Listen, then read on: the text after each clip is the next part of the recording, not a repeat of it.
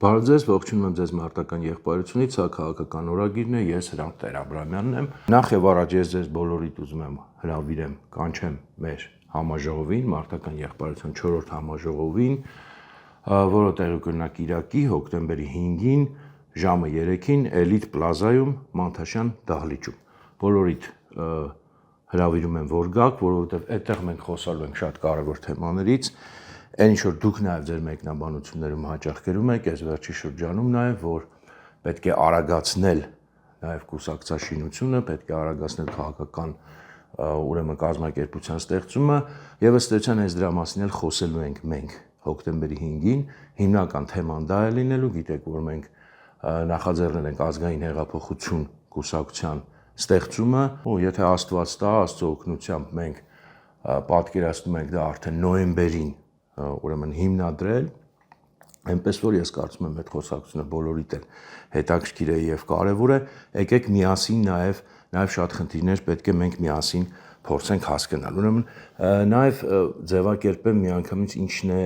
որն է գլխավոր խնդիրը։ Գլխավոր խնդիրը նաեւ եթե հիշենք մեր նախորդ խոսակցությունը, նա է, որ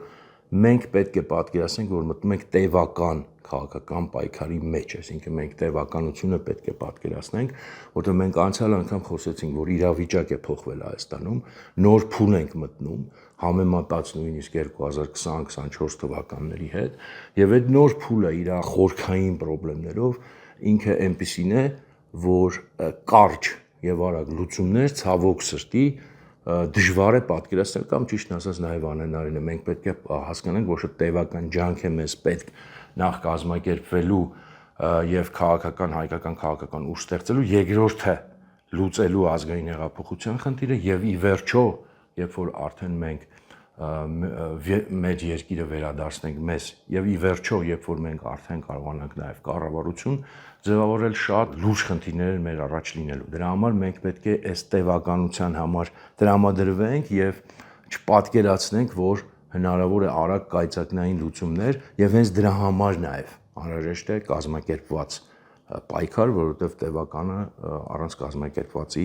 հնարավոր չի։ Երկու տրամաբանություն կա ընդհանրապես, մեկը այն ինչ որ ըստ էության 2018-ի տրամաբանությունն էր, որը փորձում են նաև շատերը այսօր կիրառել, այսինքն բոլորով միավորվել մի խնդիր լուծելու համար, հեռացնելու համար Նիկոլ Փաշինյանին տվյալ դեպքում այն ժամանակ ասում էինք Սերժ Սարգսյանին, մինչև այդ Ռոբերտ Քոչարյանին, մինչև այդ Լևոն Տեր-Պետրոսյանին, գիտեք, բոլոր այս փուլերով տարբեր Հայաստանում մենք անցել ենք, այսինքն անկախ գաղափարախոսությունից բոլորը միավորվում են կարճատև մի հատ պայքարի համար, փոփոխելու ըստ էության անձին եւ համարվում է, որ եթե անձին փոխում ես, մնացած խնդիրները լուծվում են։ Մենք այդ ճանապարհը անցել ենք, այդ ճանապարհն է հենց բերել 2018 թվին եւ 2018-ի բոլոր հետևանքներին ընդհանուր մինչեւ այսօր, այսինքն մենք այդ դառը դասը ստացել ենք, թե այդ ուրեմն մեթոդը ինչի է բերում եւ դա պատահական չի, որովհետեւ եթե դու շեշտը դնում ես զուտ անձի վրա եւ անգաղափար միավորման վրա եւ այսպես զուտ կարճատև կամքի վրա, որ կարճ ժամանակում կազմակերպվենք անեն, ի վերջո հետևանքները սա են լինում, որտեղ համակարգային խնդիր դու ըստ էության չես լուծում, փոխում ես անձերը եւ պարզվում է հետո, որ այդ նույն անձի դեմ արդեն նորից պետք է պայքարես նույն տրամաբանությամբ եւ դա ընդհանրապես այդ մեթոդը պետք է մենք հասկանանք, որ դա մեր այսօրվա իրավիճակի կարևոր պատճառներից մեկն է եւ պետք է անպայման խուսափենք դրանից, որքան էլ դա գայթակղիչ թվա, որտեղ դա գայթակղիչ է մարդկանց, մտածում դե որ բոլորով միանանք, արագ հարցը լուծենք, այս Նիկոլին փոխենք, բերենք, ասենք, չգիտեմ, պայմանական Պողոսին կամ Պետրոսին բոլոր հարցերը կլուծվեն։ Ինքը գայթակղիչ է թվում, բայց ինքը ընդհանրապես ճիշտ չի եւ սխալ է եւ մենք այսօրվա մեր դոնը այս դառը փորձից պիտի հասկանանք, թե դա ինչ հետևանքների կարող է բերել եւ երկրորդը այսօրվա իրավիճակում դա ընդհանրապես խնդիր չի լուծում, որտեղ եթե մենք խոսում ենք,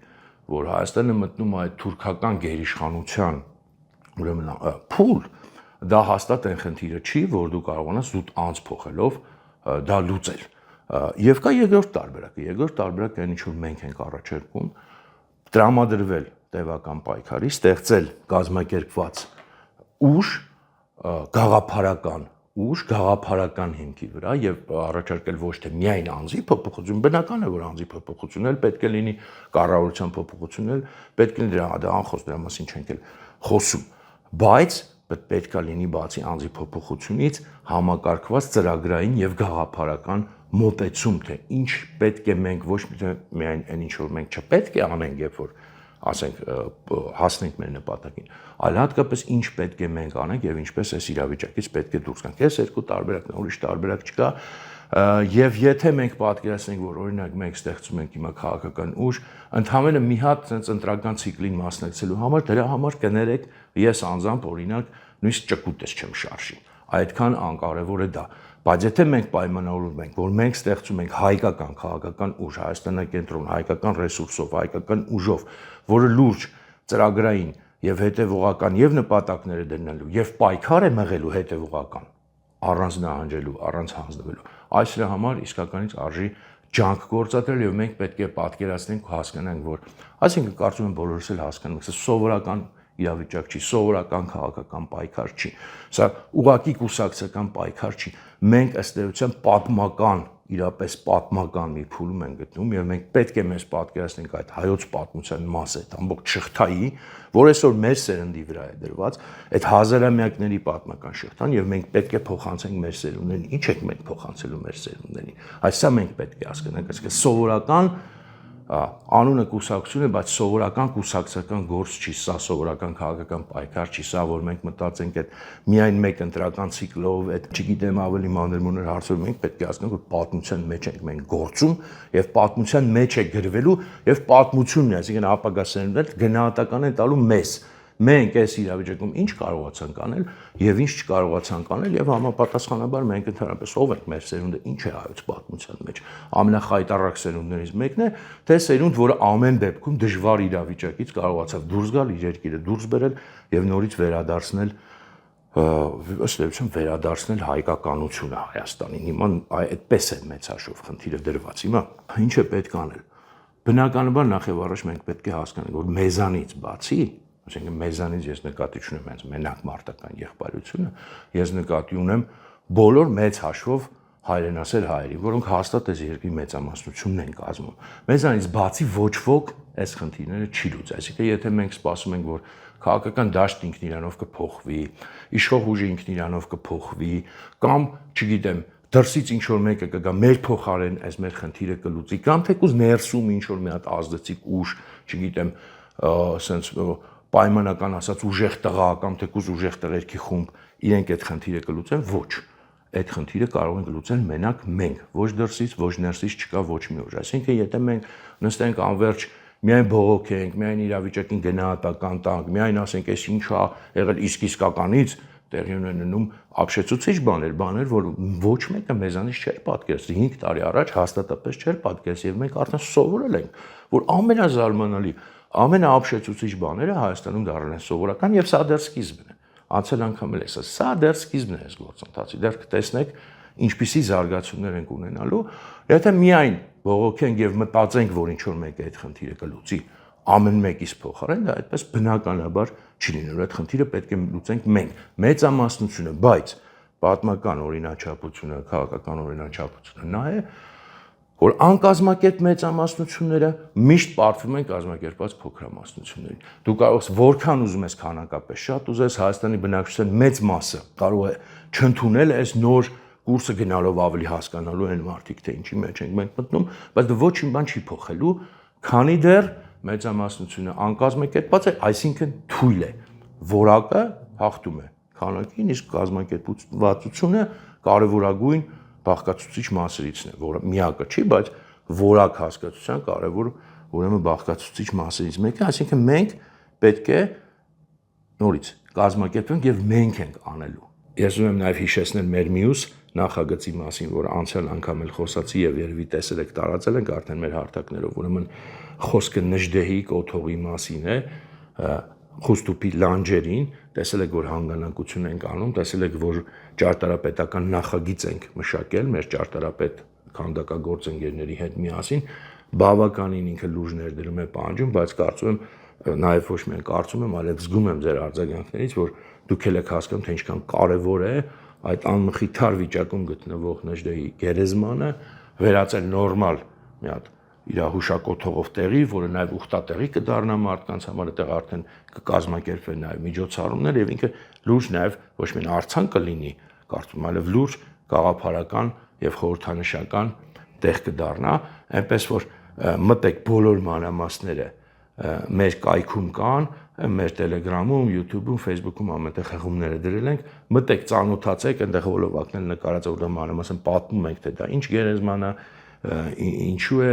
ինքը անմխիթար վիճակում, մենք ինչ ենք ուզում անենք, այդ նախագիծը ներկայացնում ենք, ծանոթացեք, նայեք եւ ըստ հնարավորության նաեւ աջակցեք այս գործը, որ հաստատ միասին պետք է անենք, հաստատ մենք մեզանով չենք կարողանալ։ Ունել հիմա շարունակենք մեր զրույցը։ Եվ նորից եմ կրկնում, մենք պետք է միավորվենք ոչ թե կարճաթև վազքի համար, այլ երկարատև պայքար պատկերացնելով նաև հասկանալով ինչ է, ինչ հեռանկար է մեզ սպասում։ Այսինքն մենք ինչի համար ենք այդ պայքարի մեջ մտնում, որպեսզի ընդհանրապես մեր երկիրը վերադարձնենք ռացիոնալ ուղի, որտեղ այն ինչ որ այսօր տեղի ունենում, դա ուղղակի արդեն, չգիտեմ, ինչ է։ Դա ինչ որ այսօր տեղի ունենում, դա ընդհանրապես արդեն որևէ պատկերացնելիս դուրս է եւ եմ ասում, սա ընդհանրապես սկիզբն է մեր պատիվը վերականգնելու համար, որտեղ պատիվը կներեք դա էմոցիոնալ զուտ խոսք չի, պատիվը քաղաքականության կարևորագույն մասն է, քաղաքականությունը սկսվում է պատվից, ընդհանրապես հայ լինելը նորից արժանապատիվ պետք է լինի, հայ լինելը նորից պետք է հպարտության առիթ լինի, ոչ թե ամոթանքի, եւ ընդհանրապես մենք պետք է պատկերացնենք, որ պայքարում ենք դրա համար, որպեսզի ուղղակի զուտ հայ լինենք, որովհետեւ մոտ ապագայում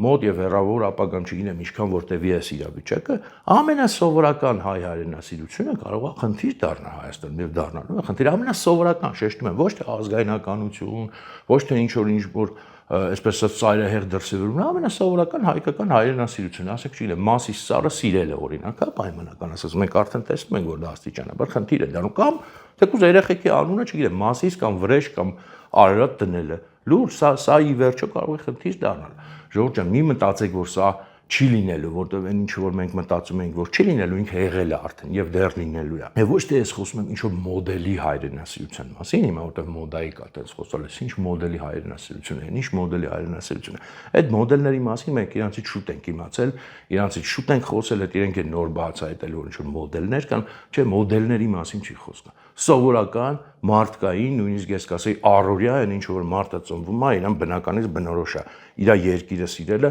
իր հայրենիքը սիրելը եւ պատվի զգացողությունը, այդ դրա մասին է խոսքը, մենք դա պետք է պատկասենք։ Մենք պետք է պատկասենք, թե ինչը վաղը մեր երեխեքին սովորացնել դպրոցում։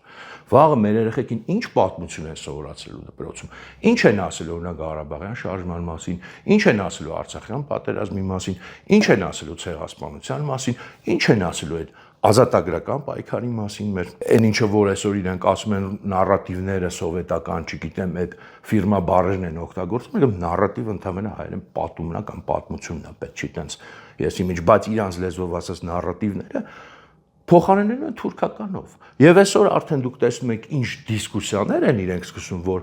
գնացել ենք, օկուպացրել ենք, չգիտեմ, ուրիշի տարածք ենք մտել, այսինքն լրիվ թուրքական վերսիաները որպես հայկական պաշտոնական է դառնում, հայ պաշտոնյաներն են դրա մասին խոսում, իսկ դա հետևանքներ է իդեպ ունենալու եւ պետության համար, դուք հասկանում եք, չէ՞ որ եթե պետությունը ինքը դա ընդունում է, բա պատասխան պետք է տա։ Բոլորս պետք է իհարկե վճարելու ենք մենք, քաղաքացիներս, ոչ թե իրենք, վճարելու ենք մենք այս ամեն ինչի համար եւ պատկերացեք ձեր երեխեքին վաղ գալու է դպրոցից եւ ասելու գիտես ինչ, հայրիկ ջան կամ մայրիկ ջան, պարզում է հայրը շատ լավ ապրում էին Թուրքիայում, ոչ մի բան չկար, ուղղակի ինչ որ դրսից մութ ուժեր եղան, հայերը մի մասն է դրանց խելքին ընկան, դե թուրքերն էլ ինչ անեն, ստիպված հայերին տեղահանեցին Արևմտյան Հայաստանի, ճամփեքին էլ որոշ միջադեպեր եղան, մարդիկ մեռան, դե թուրքերն էլ են մեռել, հայերն էլ են մեռել, կոտորվել են, բայց դա առիթ չի, որ մենք օրինակ դա հիշենք որպես ցեղասպանություն, չզարմանաք, որ գալու են այդպեսի բան, ինչ են պատմելու Արցախյան շարժման մասին, որ հայ ժողովուրդը ինչ արեց, ոտքի կանգնեց 88 թվին, որ ինչ անի, որ ուրիշի տարածքը զավթի, որ հետո հայրը գնացին կռվի, զոհեր ունեցան այդ բոլոր մեր հերոսները, նահատակները, ինչի համար ուրիշի տարածք գրավելու համար, այս ամեն ինչը անխուսափելի է, անխուսափելի բխում է այս խոսակցություններից, խոսույթից, որը այսօր արդեն պաշտոնական է դառնում, անխուսափելի բխում է, որ վաղը մյուս օրը երեխաներին դպրոցում դա են սովորացնում եւ մեզ պարտադրելու են այդպես մտածել։ Եվ ավելին ձեզ ասեմ, եթե հակառակ բանը փորձեք պատմել, դա արդեն դիտվելու է որպես օգոստոսի 8-ի հռչակագիրը, պայմանագիրը, ինչա կետի խախտում, որտեղ այնտեղ գրած է, որ ռևանշիզմի ցանկացած դրսևորում պետք է բացառվի, իսկ ինչ բան է ռևանշիզմը, դա նախ շատ մեկնաբանելի բան է եւ մեկնաբանությունը տրված է թուրքերի ձեռը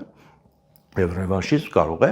դիտարկվել այո ցանկացած բան։ Օրինակ, եթե դու Արցախյան շարժումը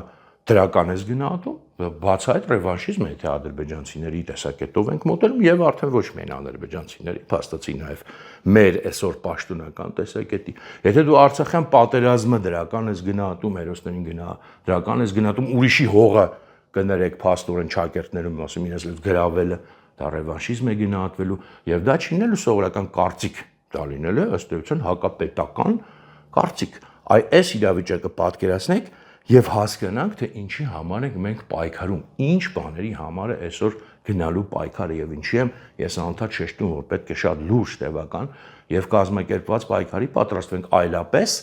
չենք կարողանում, մենք ոչինչ չենք կարողանալու անել։ Եթե մենք այսպես ուղղակի նստենք եւ անդադ զարմանանք եւ ասենք, այդ ամեն ինչը մեզ պարտադրվելու է, թեկուզ մենք լինելու ենք մեծամասնություն, իսկ իրենք լինելու են փոքրամասնություն։ Ուրեմն մեր մտքերը, մեր կամքը եւ մեր ռեսուրսները պետք է մենք միավորենք եւ դրա հիման վրա ստեղծենք այն կազմակերպությունը, որի մասին խոսում ենք, նաեւ ռեսուրսի հարցն է այստեղ կարեւոր։ Եթե մենք պատկերացնում ենք, որ մենք պետք է ստեղծենք քաղաքական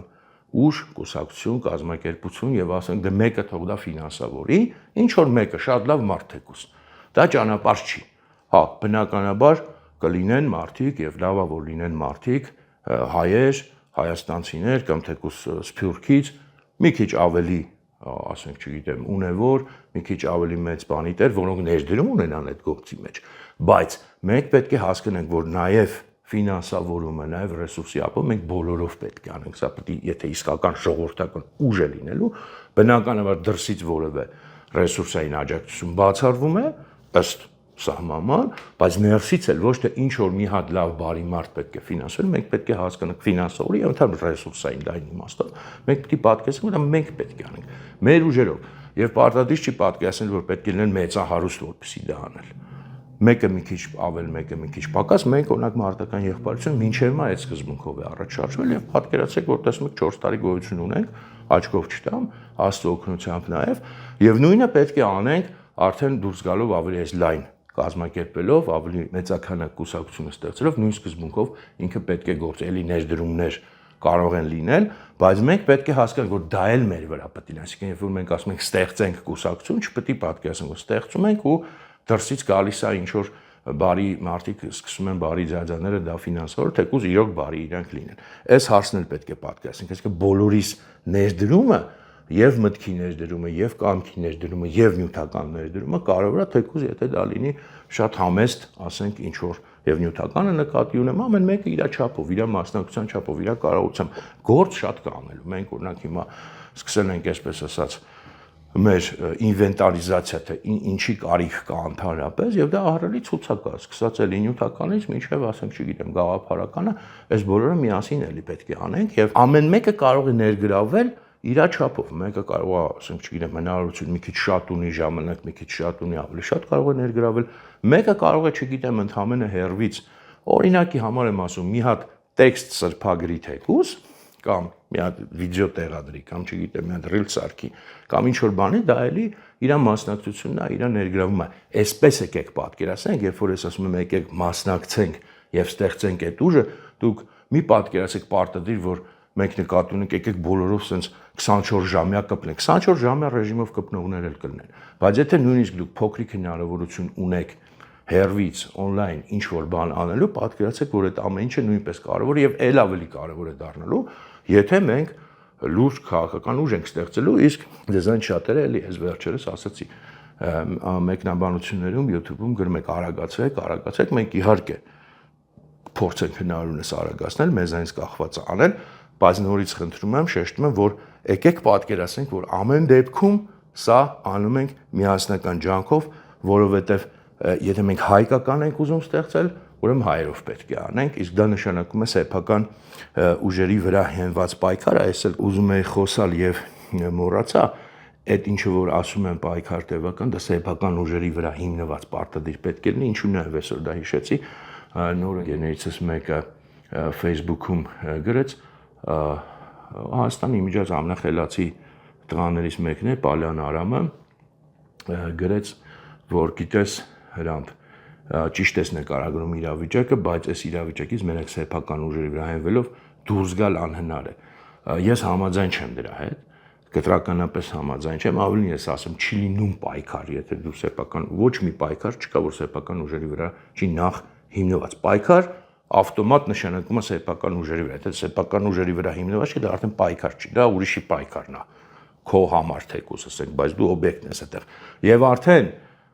երբ որ դու սեփական ուժերի վրա հենված պայքարում ես, հեսա օրինաչափությունների ժամանակ են դաշնակիցները հայտնվում։ Եթե չէ, դրանք դաշնակից չեն, դրանք ուղղակի քեզ գալիս են օգտագործել։ Բայց եթե տեսնում են, որ դու պայքարում ես քոնի համար, միշտ կյանքում էլ է, չէ՞, այդպես լինում։ Միշտ կլինեն ընկերներ, միշտ կլինեն դաշնակիցներ։ Դա համար մենք պետք է այս սեփական ուժերի վրա, ոնց որ մենք քարոզում ենք միշտ, որ պետությունը պետք է սեփական ուժերի ազգերը, պետությունները եւ պատմական օրինակներ ենք բերում, որ այդպիսի պայքարն է հաղթող դուրս գալիս, այն նույնը մենք այս երկրի ներսում պետք է անենք։ Եթե մենք ասում ենք պետք է քաղաքական իրավիճակ փոխվի, պետք է քաղաքական պայքար մղվի, պետք է քաղաքական կազմակերպություն ստեղծվի, մենք պետք է հասկանանք, որ դա մեր ուժերի վրա հենված, մենք պետք է անենք այս նույն սկզբունքով։ Այդ նույն սկզբունքը ամենտեղ է գործում, անձնական կյանքում է գործում,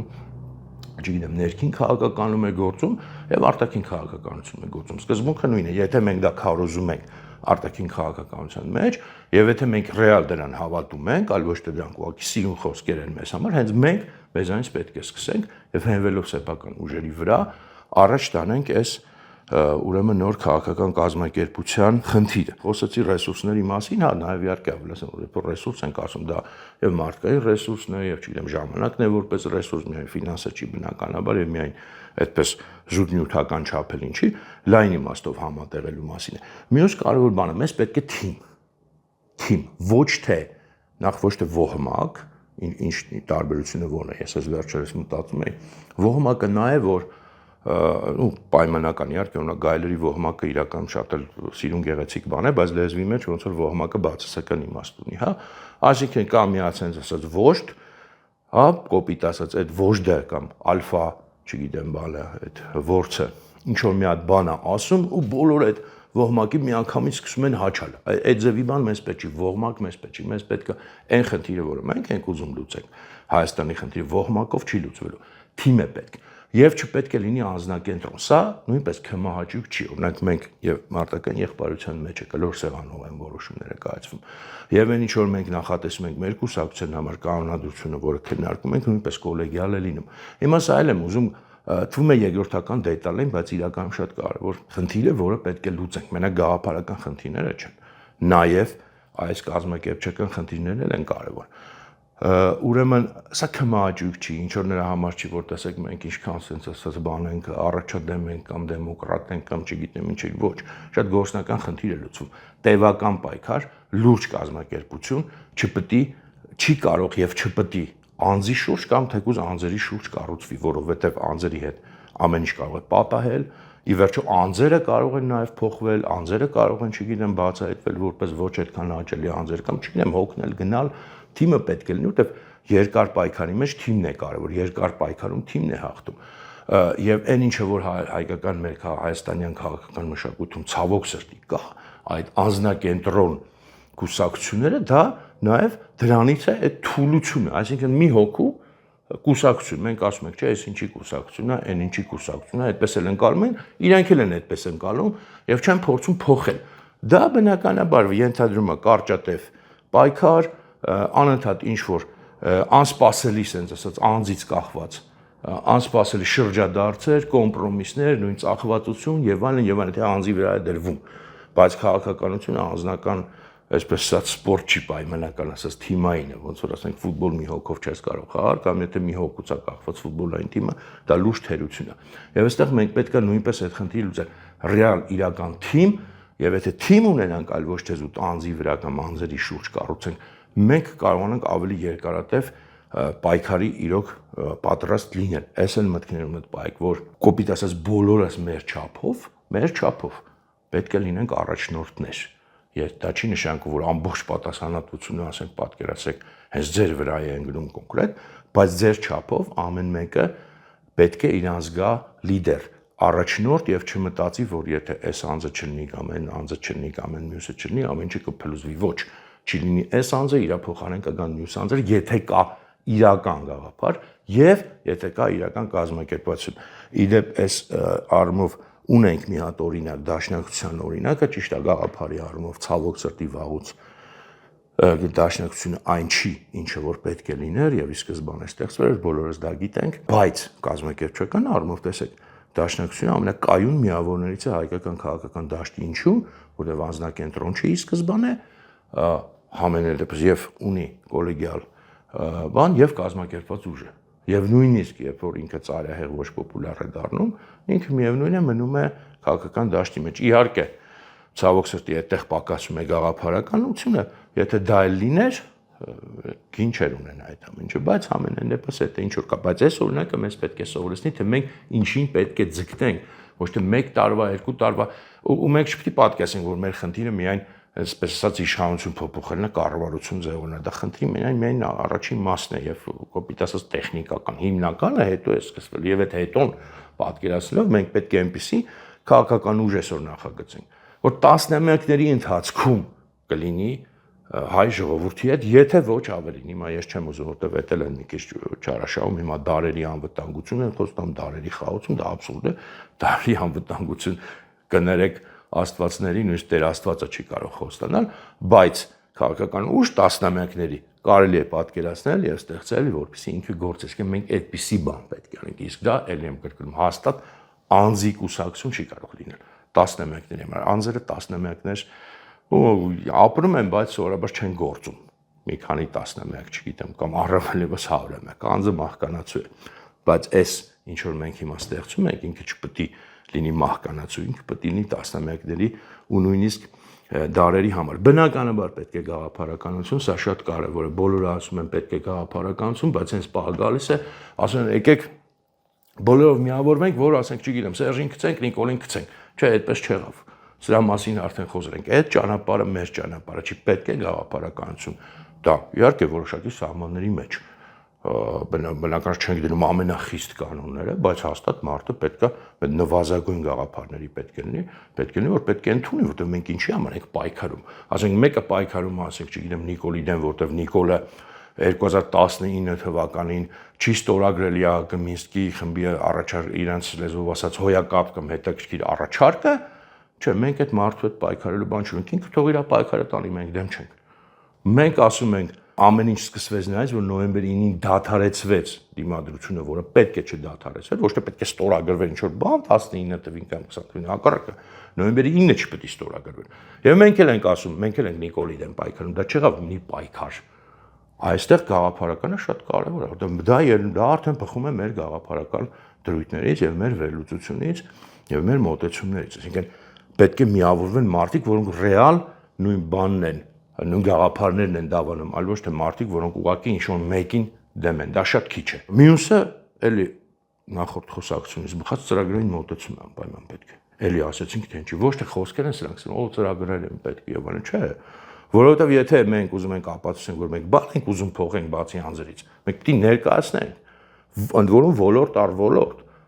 որտեղ ինչ ենք ուզում փոխենք, պաշտպանության ոլորտը, ինչն ենք մենք ռեալ ուզում փոխենք, ոչ թե ավելի շատ զենք կառնենք, ավելի, չգիտեմ, շատ խրամատ կփորենք, ռեալ ինչ փիլիսոփայությամբ ենք առաջ տանելու։ Նույնը անվտանգությունը, նույնը եկեղեցու հարցում, նույնը, չգիտեմ, կրթության հարցում, այս բոլորը պետք է լինի։ Ես ինքս որպես քաղաքացի կյանքում այլևս որևէ ուժի ձայն չեմ տա եւ չեմ միանա քաղաքական, եթե ինքը ինձ ասի, գիտես ինչ, այտենց կարևորը մենք այս բանից, այս մեկից ազատվենք, իսկ հետո կերևա, չէ, կներեք։ Ես շատ լուրջ եմ մոտենալու, ես շատ լուրջ պահանջներ ունեմ, եւ դա իմ կյանքի փորձից է գալիս եւ կարծում շատերիս կյանքի փորձից։ Ես ինքս շատ մոլեգնորեն,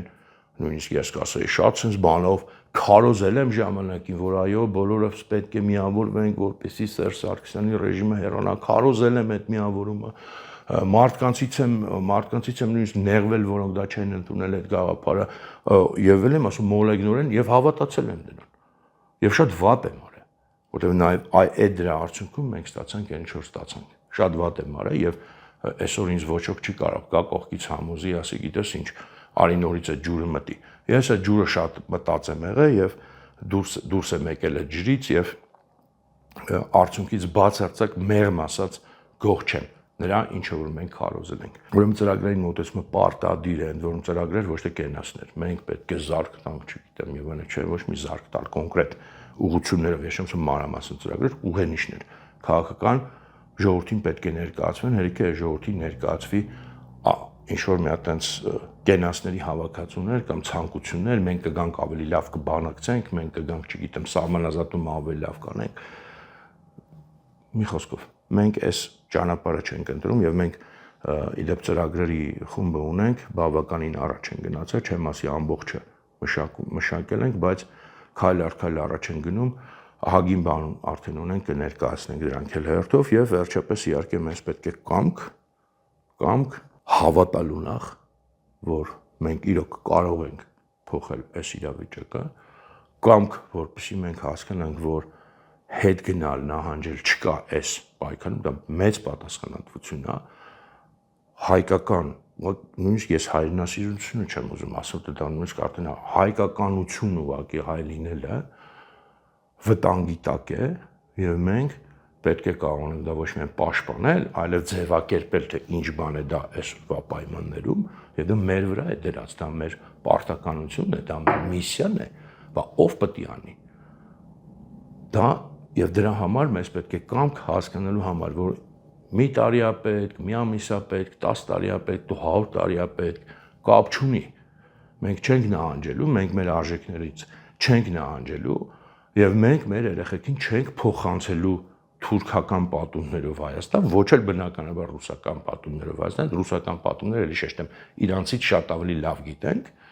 եւ շատ ավելի շուտ ենք դրանք վերլուծել եւ ցույց տվել։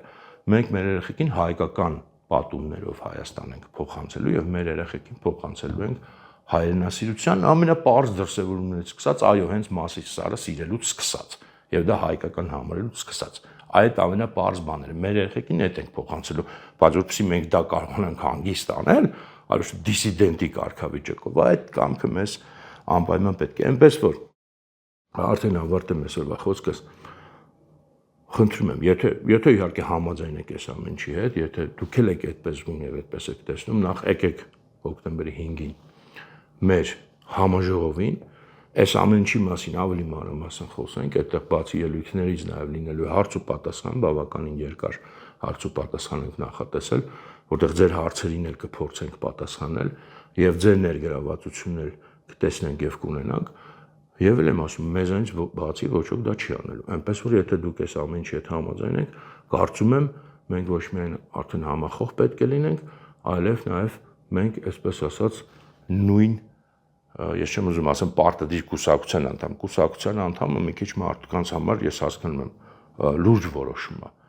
դրա մասին, բայց արդեն մենք պետք է լինենք նաև համագործակից, անկախ ամեն ինչից մենք պետք է միասին անենք այս գործը։ Ես այդպես եմ համարում եւ հուսամ դուք էլ եք այդպես համարում, այնպես որ կհանդիպենք հոկտեմբերի 5-ին ժամը 3-ին Կիրակի օրը Էլիտ Պլազայում Մանթաշյան ակումբում։ Այսօր այսքանը, շնորհակալություն։